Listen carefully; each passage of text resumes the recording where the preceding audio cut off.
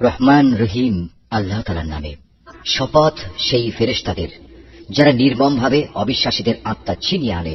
শপথ সেই ফেরেশতাদের যারা সহজভাবে নেককারদের রূহ খুলে দেয়। শপথ সেই ফেরেশতাদের যারা আমার হুকুম তামিল করার জন্য সাঁতরে বেড়ায়। শপথ সেই ফেরেশতাদের যারা হুকুম পালনে এগিয়ে চলে। শপথ সেই ফেরেশতাদের যারা সব কটি কাজ সুষ্ঠুভাবে পরিচালনা করে। কিয়ামত অবশ্যই আসবে। সেদিন ভূকম্পনের এক প্রচন্ড ঝাঁকুনি হবে। কবর থেকে সবাইকে ওঠানোর জন্য সাথে সাথে আরেকটি ধাক্কা হবে। এই অবস্থা দেখে সেদিন মানুষের অন্তরসমূহ ভয়ে কম্পমান হবে।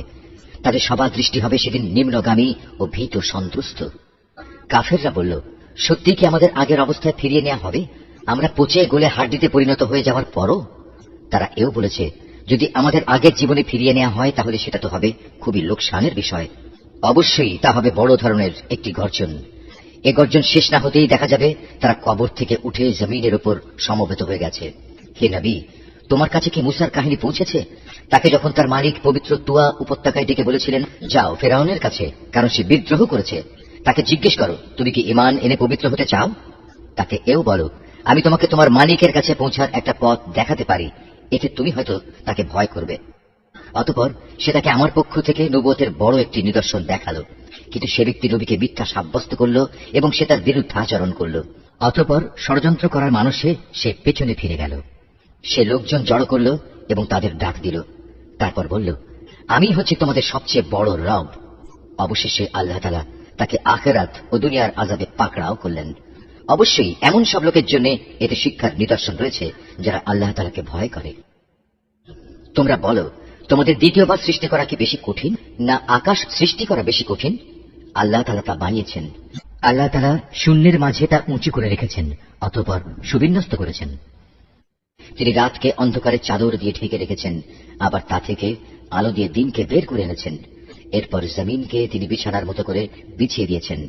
তা থেকে তিনি বের করেছেন পানি ও উদ্ভিদ রাজি। তিনি পাহাড় সমূহ জমিনের গায়ে পেরেকের মতো গেড়ে দিয়েছেন তোমাদের জন্য এবং তোমাদের জন্তু জানোয়ারদের উপকারের জন্য। তারপর যখন বড় বিপর্যয় তোমাদের সামনে হাজির হবে, সেদিন মানুষ একে একে সব কিছুই স্মরণ করবে যা সে দুনিয়ায় করে এসেছে। সেদিন সে ব্যক্তি দেখতে পাবে তার জন্য জাহান্নাম খুলে ধরা হবে। অতঃপর যে ব্যক্তি সীমা লঙ্ঘন করেছে এবং পরকালের তুলনায় দুনিয়ার জীবনকেই অগ্রাধিকার দিয়েছে, জাহান্নামই হবে তার একমাত্র আবাসস্থল।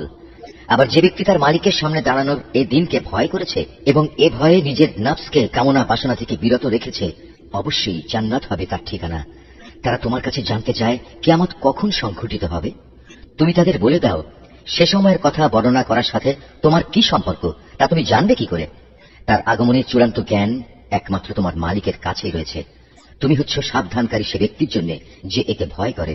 যেদিন এরা কিয়ামত দেখতে পাবে, সেদিন এদের মনে হবে তারা এক বিকাল অথবা এক সকাল পরিমাণ সময় দুনিয়ায় অতিবাহিত করে এসেছে।